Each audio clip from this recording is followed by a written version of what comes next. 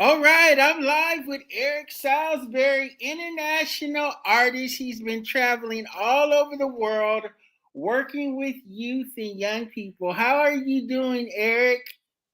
Hey, I'm doing great. It's good to hear from you. Good to see you. What's going on? Man, we had a talk a couple of days ago, and we wanted to kind of redo that talk live so you can share with everybody on Facebook what you've been doing over the last year, traveling all over the world as an international working artist. So tell us about one of the trips you've been on out of the country. Well, wow. It's like where do I start? Because it's been a while since we've talked. I'll start with what happened just most recently. Most recently, I was in South Africa, and I was Wow, there for South Africa. yeah. So I was there for 5 weeks. I was only supposed to be there 2 weeks, but they didn't want to let me go. So I stuck around and didn't do much as far as art. I did a lot of some photography, but mostly I did ministry when I was there. So that was a lot of fun. I was in the land called Venda, which is about a 5 hours drive north of Johannesburg, and I probably was the only American within that vicinity. So because there was no tourist, there was no tourist industry there. It's just being there amongst the people, man, and I had a good time. They treated me well. I was thinking about here in the United States, whenever I want a mango or a papaya, I gotta spend quite a bit of money. But over there, it's just growing on the trees. You just reach up and grab what you want to eat. It's all free. So I had a great time just eating. I think I lost a little bit of weight eating so well. No processed foods, a lot of porridge, um, which was kind of made from maize or corn porridge, and they eat it like three times a day. Oh, It's their, wow. yeah, it's their staple. And I thought about it. It's not that much different than us. We can eat potatoes 3 times a day. We just kind of like to switch it up. So we might have Right, hash browns in the morning, and then we might have French fries in the afternoon and baked potato in the evening. So it's all potato. right. What was it like the first week? What kind of Uh, you know, ministry work did yeah, you do over there? it was interesting getting acclimated because the weather did get quite hot, and it's that dry heat, kind of like in Southern California Right. kind of heat. And while I was there, I went to a camp meeting. There was a camp meeting there, and I mean, when you're going through these dirt roads trying to get there, and you finally see where they're camped out at, it looked like as if you were back in the olden days. I could imagine in my mind uh, the people seeing the children of Israel in their tents in the distance. And so it was an interesting sight to see. Um, the soil there is very rocky but red. They had that red soil, and the area where the camp wasn't a lot of greenery, but there is a lot of greenery in Venda. So, but it was hot. It was well received, um, and I just spoke what was on my heart. The youth, they really embraced me. Sometimes I wonder when I'm looking this old. Young people, they usually don't gravitate to old people per se, but they like me. I guess I look like Moses or something. So they say, hey, Wow. yeah, and I'm known to them as Elder E. So Elder E. Elder What E. were some of the topics that you covered talking to the young people over there in South Africa? I wish I could remember exactly, but I know that it was about being for real. Just letting them know about my past and how God has put me on the path of righteousness, as we hear people talk about, and just talk about me growing up in Compton, and how I was witness to when I was a little boy, even though I never became part of a church or any religious body until I was an adult, and and just inspired them. One guy came to me and he says, "Man, I want to do what that guy did that got you to read your first and memorize your first verse, which was John 3:16. And and the others just came around. They wanted to take pictures with me, and they just wanted advice and things like that. So I just openly shared, and I had a great time with them. The adults, they received me. You know, when you go to places like that, we have an accent. Now we always think of other people's having an accent, but we also have an accent. And I was trying to figure out, what does that mean? I have an accent, you know, especially when I took my first trip to Durban, South Africa, some years ago. And the person described it to me this way. They said, "You sound like those people that we see on the television from America."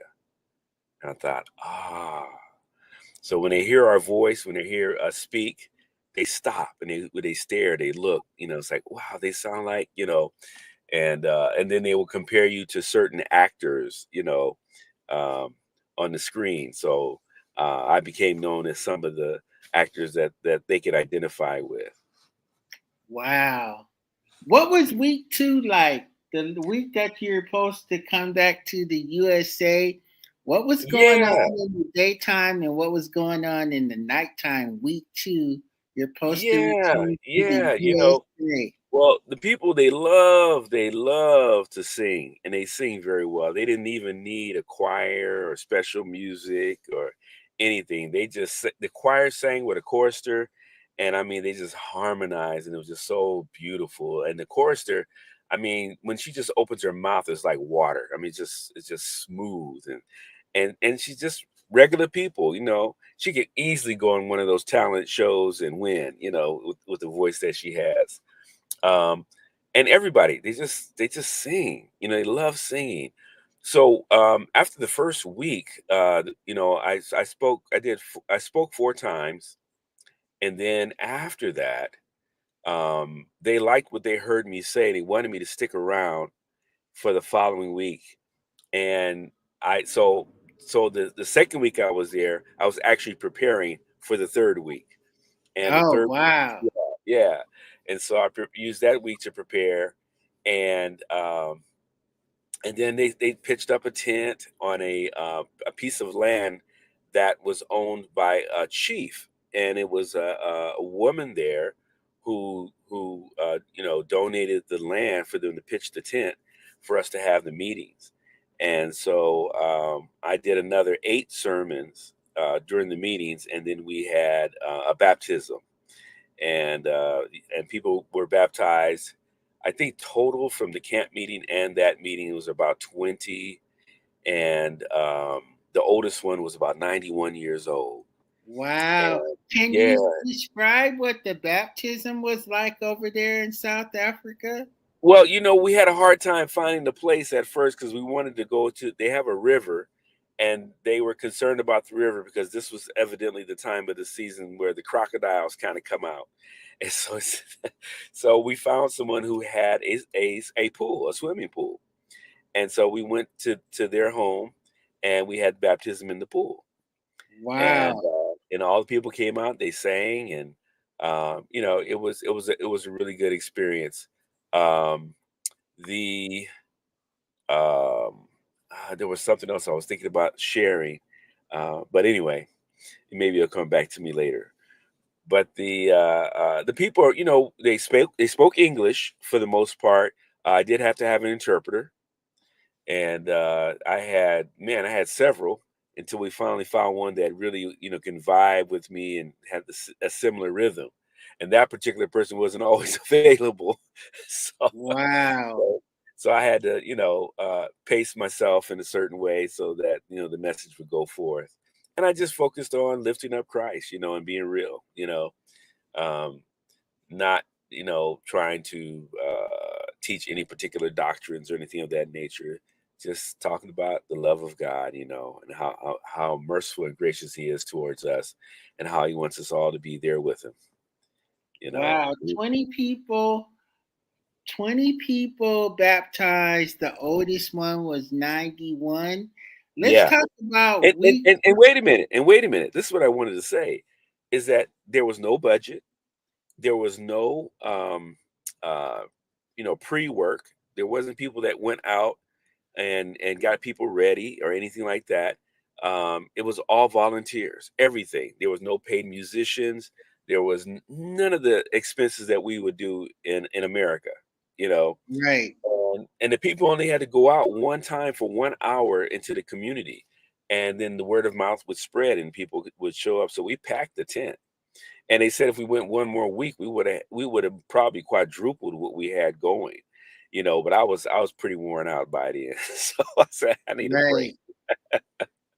And so I spent the following weeks after that just relaxing. I just relaxed and just enjoyed being there and looking at how the people living. Also looked at some of the properties there, the farmlands. They had boba trees. Oh my goodness, there was What's a miles boba and miles of tree?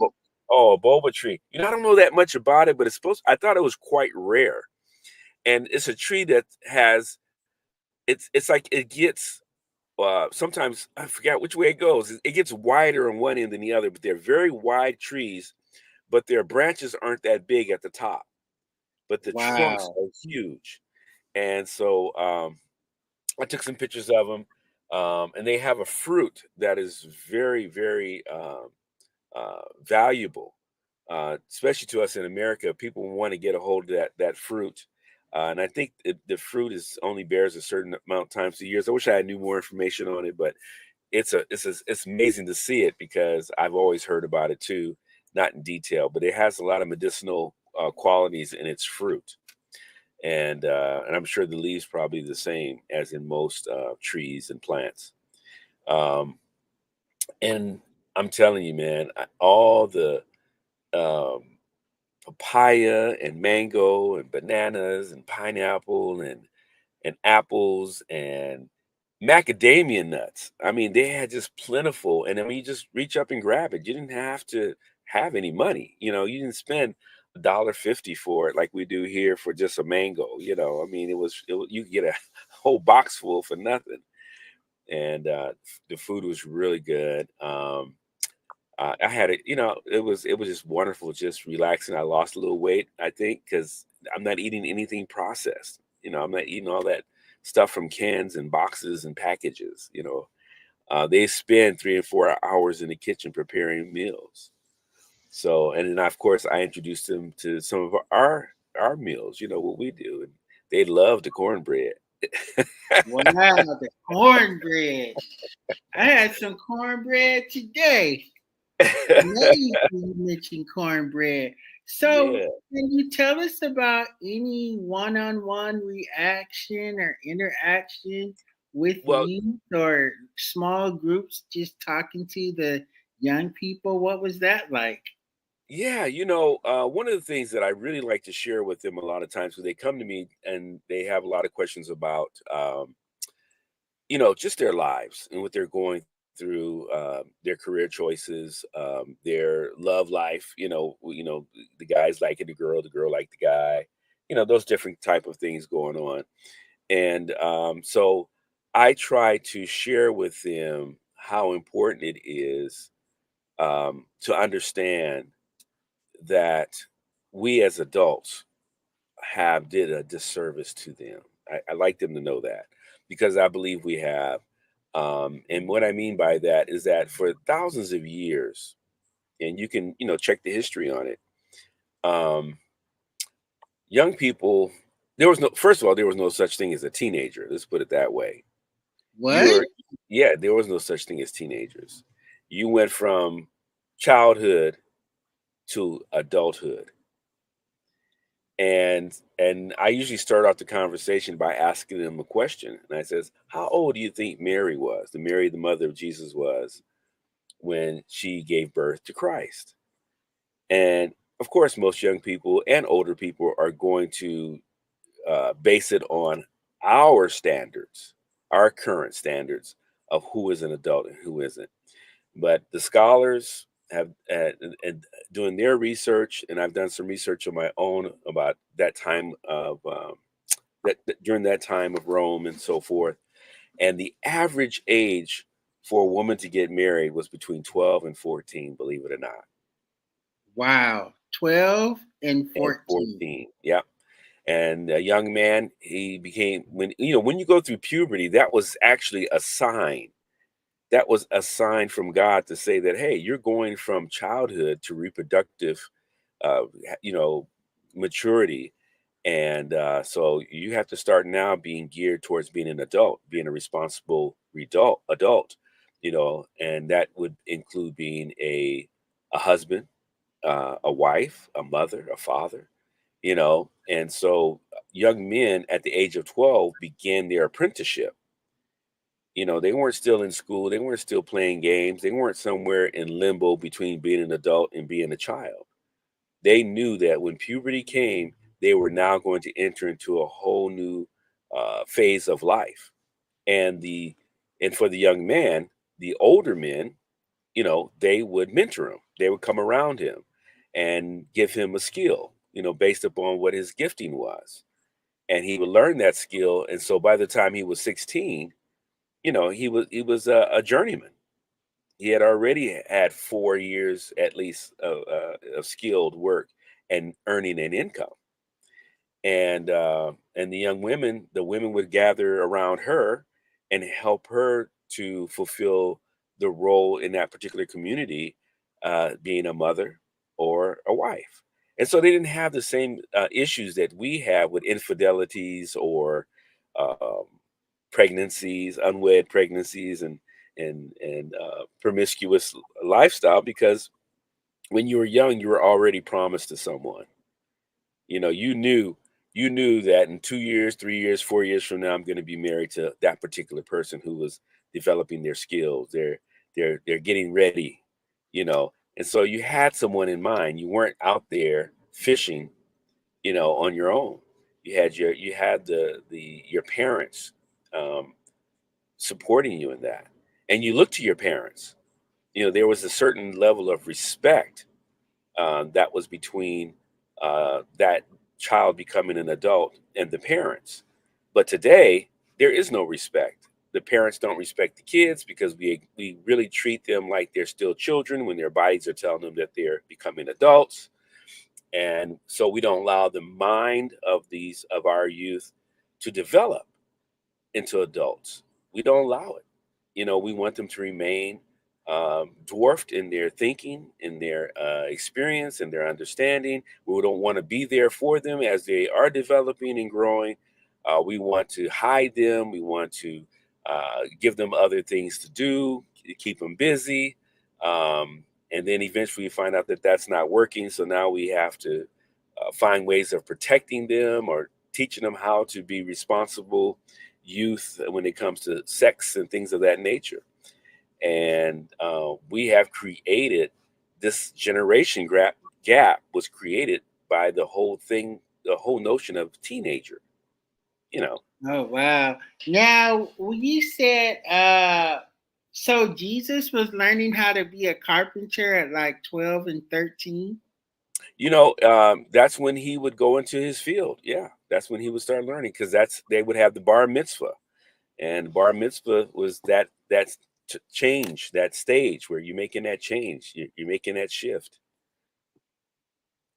Wow. So you talked to the kid. How did they respond to you when you start apologizing for some of the mistakes of the adults? Did Oh, they that love it. open them They up? love it. They respond very well because now they realize what's going on. And I teach them also, don't judge their parents for, because they were ignorant, they didn't know about it either.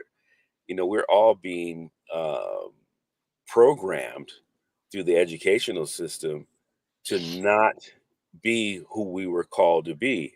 We're part of a like a corporation.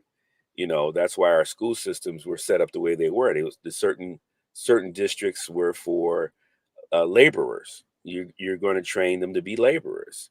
Other districts, you train them to be in the military, and then other schools would train those kids how to be the managers over, the sergeants and the managers over the military, over the people working in the factories, and so forth. So we became more of a corporation in the way in which our educational system was educating the masses, because you have to control them some kind of way. So you put them in school and you train them according to what you want them to do for you.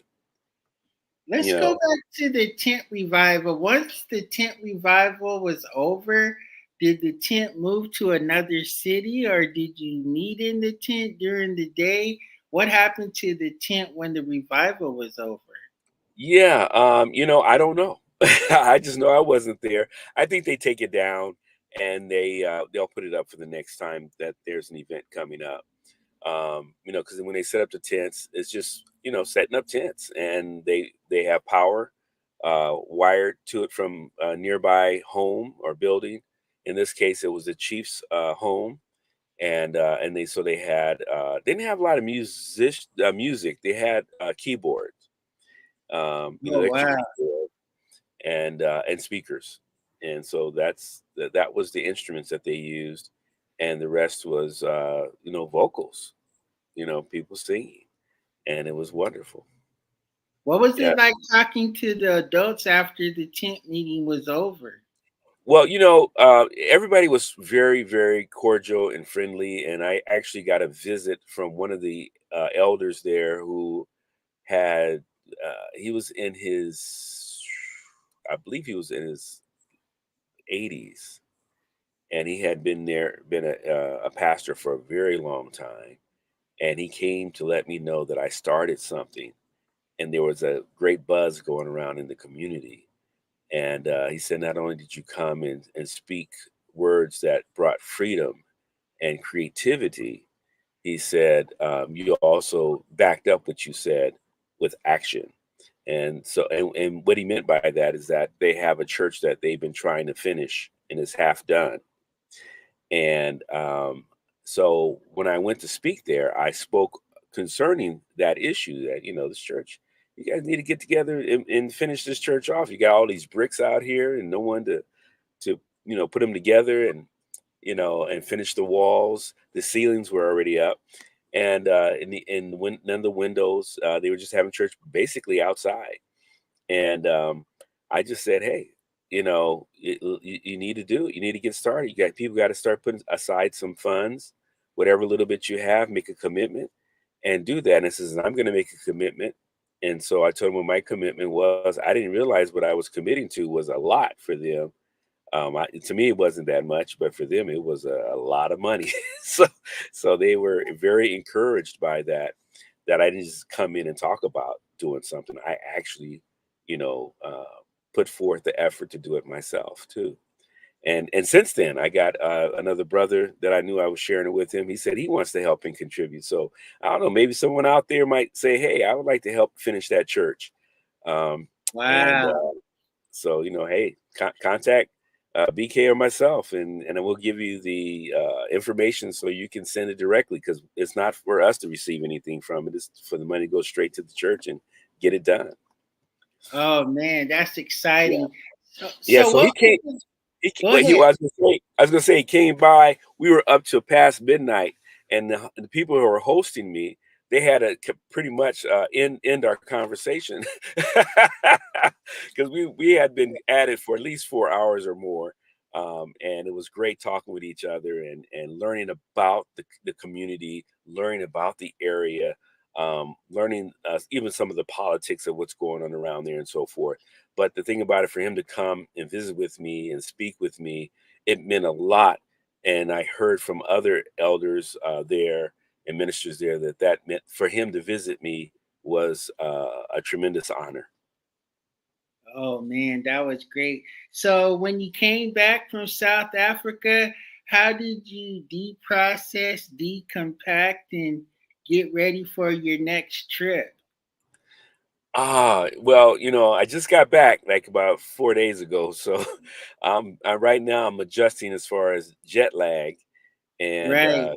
because yesterday I went to bed early. I went to bed about 7, woke up at midnight, and didn't go to bed till the next day at midnight. So I'm Wow.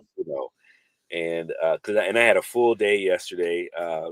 Had fun going out, seeing my home church. I haven't been there in quite some time, and going out, and we were with a couple of ladies from the church, and went out and gave out lunches to the homeless in Seattle. So that was a Wow. great experience, especially when you see the response of the people in their faces when they receive something that was unexpected. So where are you thinking about going next, or what's next on your agenda for Wow. international artwork or ministry coming up? Yeah, well, as far as the art, I'm on exhibit. I am one of the guest artists, as well as two other guest artists on an exhibit that I'm actually curating at the Northwest African American Museum. And Oh wow. yeah, yeah, Tell yeah. us So about that. Tell us about having your artwork in the Northwest African American Museum. This is like a super honor. Yeah, yeah, it is. It was, and it wasn't actually supposed to be that way. Originally, it was just one artist, and because there was a lot of space in the gallery, and the artist didn't have enough work to fill the space, so I and two other artists got an opportunity to put some artwork in this particular exhibit. It's called Positive Frequencies, and so it's up now, and we're having the reception on the 7th of December. So you want to come out and support the artists. You get a chance to hear what the artists have to say about their work and get to meet the artists. And then we're also going to arrange it so that you can get some kind of souvenir from the artists. There'll be some small prints, some things of that nature. So yeah, it's going to be great. You got to come on out. We have live musicians, refreshments, and it will I think it's going to be about 4 o'clock. I'm not sure exactly what the time is, Oh, but 4. what day and time will it be? Yeah, that's December 7th. So December that's 7th. yeah, it's on a Thursday, first Thursday of the month. Oh yeah, first Thursday. Okay. Just Yeah, like all the other art museums. yeah, absolutely, absolutely. And so we got Samuel Blackwell. We have uh, Curry. For some reason, I'm not remembering his uh, his last name, and then we have Corey Bennett, and he's from Bainbridge Island. He's the main artist for this exhibit, and it was his idea entitled of positive frequencies, and so it's about everything in the gallery right now in the museum is really towards that positive frequencies. Everything is positive. My motto is positive art does wonders for the heart, and so anything that Positive art does wonder for the art. no for the heart. For the heart. For the heart, those wonders for the heart. Yeah. Positive So art does wonder for the heart. yeah. Wow, man, that is such an incredible experience. So, will people be able to meet you, talk to you, take pictures with you on Thursday, December 7th? Yeah, all the above. That's right. Yep, come Wow. on out. Yeah, would love to meet everyone, and we're gonna have a lot of fun there. And yeah, it's going to be big. So everyone's invited to come, and there might be a fee. I'm not sure, but it'll be worth it. You know, and We want everyone to come out on December 7th, which is a Thursday. Meet Eric and all the other artists at the Northwest African Museum. So, what do you see? What are some of your goals for 2024 before we end this 30-minute interview and we'll do part two and part three? What are some of your goals for 2024? I really haven't set them out yet, but it's coming together. I know that there is a minister out in India and in Chennai, and he wants me to come out and speak in January. I also will be doing some virtual ministries um, out of, I think it's going to be out of New York or Florida, somewhere back east. I'll get the details later, but I've been called to do that also in January. and that one's just for a couple of days. But India will be a couple of 2 or 3 weeks, and then I have another call to do some ministry down south. So it's a lot, that I'm being requested to do. I don't know if I'm going to find much time to do art. I bought a lot of large canvases because I'm excited about some of the pieces that I'm currently working on. I have a few commissions I have to finish up, and so my years always unfold. I usually don't plan too much. I just let it happen and watch it unfold, and be willing and ready to to get involved. Man, So that is so exciting. So you're gonna go to India first, or you don't know yet? I you know I don't know yet. It's up to me pretty much. The door's open. I'm gonna weigh out because I have three different things going on in January, and I know I could probably do two of them, um, if I don't do at least one. And we'll see. And then also next year I'll be returning back to Africa. I want to see the finishing of the church. And Oh wow, yeah, yeah, yeah, you gotta let us know about the finishing of the church. That is gonna yes, be so yes. And exciting. and that one, anybody's interested in going there, let's go. Because I went alone this time, but I like to take a few people with me. So if you have a heart for ministry, and you have a ministry, and you want to come and reach out to the people, and just be a blessing to them, they will definitely bless you. And yeah, just contact one of us, and we'll make it happen. They want me in Tanzania, and I told Oh my wow, yeah, that's so exciting. yeah, so I almost did it, but they were kind of, they had some struggles getting things together. So I says I'll wait till next year. So they're excited about me coming in next year. So next year, I'm looking for people who want to come out and go to Tanzania and to South Africa, and you know, enjoy and experience the wonderment of being someplace else. Uh, The wonderment of being someplace outside of the North America continent. They listen to me. I mean, the motherland will bring tears to your eyes when she embraces you and you embrace her back. You feel like you don't want to go back to America. Wow, that is so amazing. Um, let's talk about before we go, let's talk about what you see yourself ministering in the States or in our area for December. Um, this in December, I don't know exactly. I'm going to be doing the exhibit in December, and preparing for what the museum will be doing for January, February, for MLK Day and going into Black History Month. So I'll be pretty busy because I think we'll be changing over the exhibit to another set of artists. So we have that to go on to do. Um, I am also going to be traveling back to California, spend some time with my dad and my family. My dad's going to be turning 89, and Wow.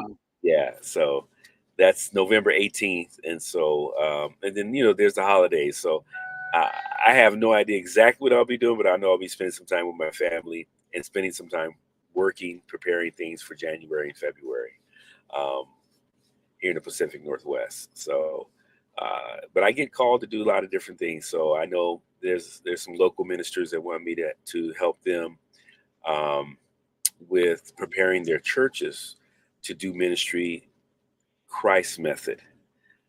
We like to throw a lot of money at ministries and have special this and special that, but really, we were supposed to be able to reach people that are our neighbors, our family members. We were supposed to just love people and love on people in such a manner that they want to know why we love on them. Then we talk about God, and then we invite them to church, and you know but it's important for us to love each other first, show love, and not let it be a religion, that is confined into a box called the church. But we should be loving each other, loving on each other. There's so much um, hardness and coldness out there right now, and we need to show love. We need to be a light in this dark world, and uh, and to focus on that more than you know all that other stuff that we judge each other by, and we need to just learn how to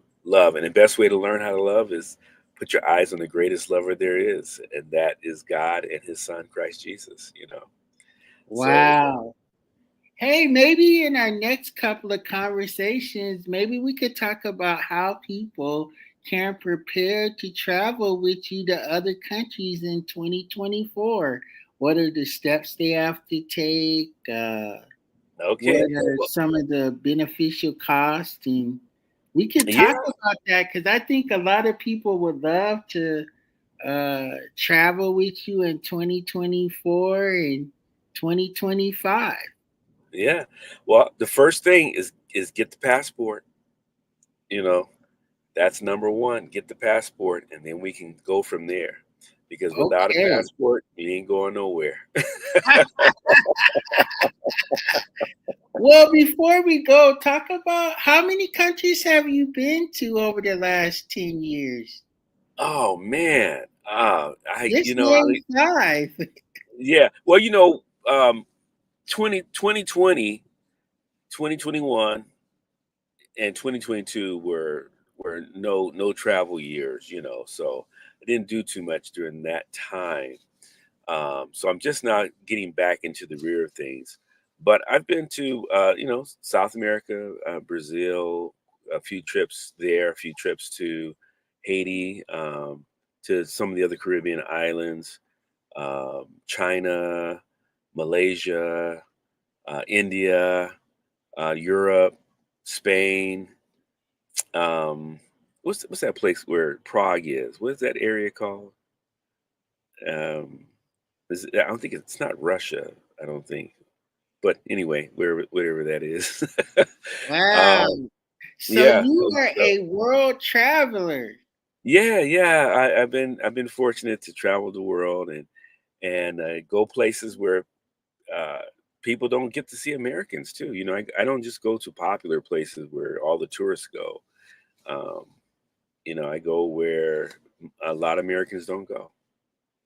Wow. And when they see me, they don't know what to think. They're like, who is he? What are you?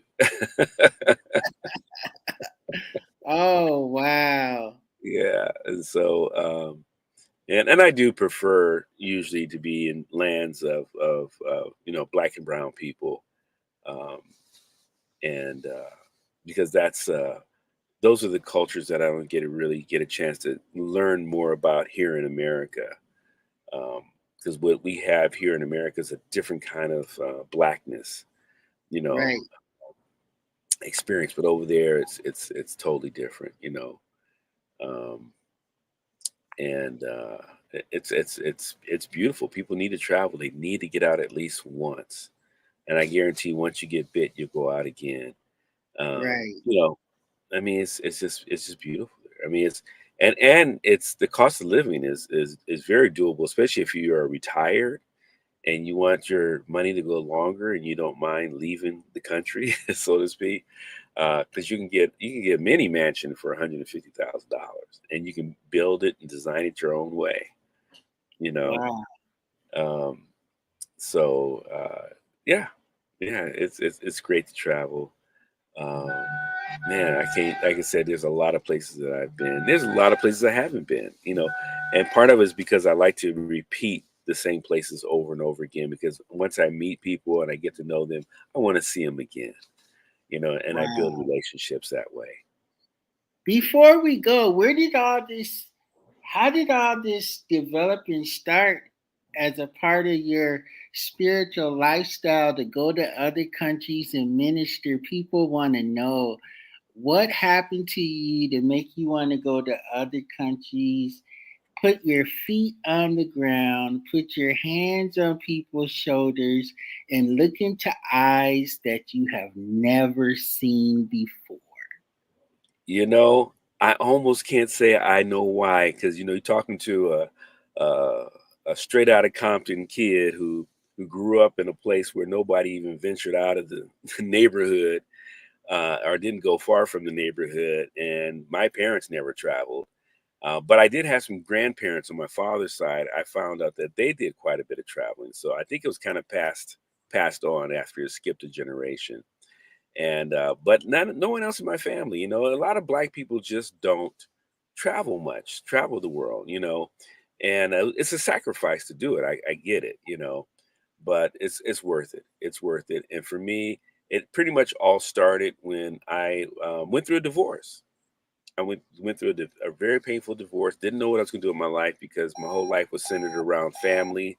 And hold on, I'm in my car, kept the heater on, and now it's beeping.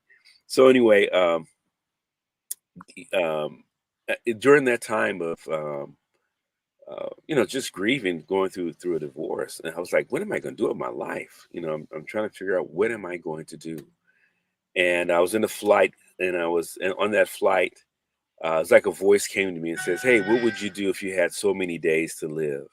And it started off with hours, 5 hours, 5 days, 5 weeks, 5 months. And I started saying I wanted to travel, you know. And so shortly after making the decision that I would love to travel, it's like God just opened up the doors. And my first trip was, I believe, was Paris.